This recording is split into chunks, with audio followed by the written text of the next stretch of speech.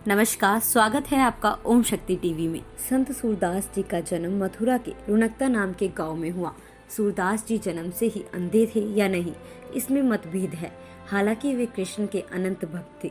17 मई 2021 को सूरदास जी की जयंती मनाई जाएगी। इसी संदर्भ में आओ जानते हैं उनकी कथा और रोचक प्रसंग। प्रारंभ में सूरदास जी मथुरा के बीच गौघाट पर आकर रहने लगे थे। वहीं पे दैन्य भाव से विनय के पद गाकर गुजर बसर करते थे। कहते हैं कि वे जन्म से सारस्वत ब्राह्मण परिवार में जन्मे थे। सूरदास के पिता रामदास भी गायक थे, इसीलिए सूरदास भी गायक बने। अधिकतर विद्वान मानते हैं कि सूरदास का जन्म सीही नाम गांव में हुआ और वे बाद में गौघाट पर आकर रहने लगे थे। वहीं उनकी वल्लभाचार्य से भेंट हुई। जनश्रुति के अनुसार उनके बचपन का नाम मदन मोहन था। वल्लभाचार्य जब आगरा मथुरा रोड पर यमुना के किनारे किनारे वृंदावन की ओर आ रहे थे, तभी उन्हें एक अंधा व्यक्ति दिखाई पड़ा जो बिलक रहा था। वल्लभ ने कहा, तुम रिरिया क्यों रहे हो? कृष्ण लीला का गायन क्यों नहीं करते? सूरदास ने कहा, मैं अंधा, मैं क्या जानूं लीला क्या होती है। तब वल्लभ ने सूरदास के माथे पर हाथ रखा। विवरण मिलता है कि 5000 वर्ष पूर्व के ब्रज में चली श्री कृष्ण की सभी लीला कथाएं सूरदास की बंद आंखों के आकाश पर तैर गईं।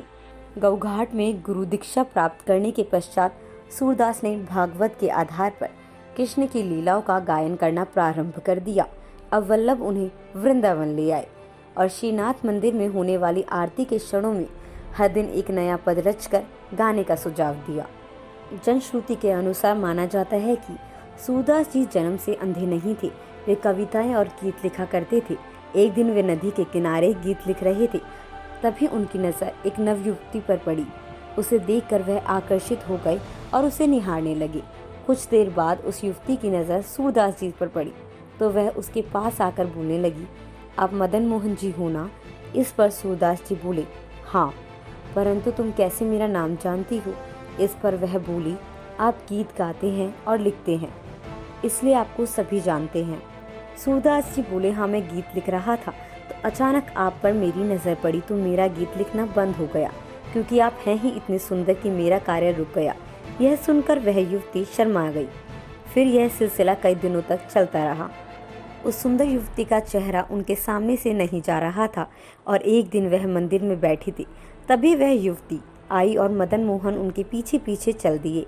जब वह उनके घर पहुंचे तो उस युवती के पिता ने दरवाज़ा खोला तथा पूरे आदर सम्मान के साथ उन्हें अंदर बिठाया। यह देख और सम्मान पाकर सूरदास जी को बहुत पछतावा हुआ। तब उन्होंने 2 जलती हुई सिलाइयाँ मांगी तथा उसे अपनी आंखों में डाल दी।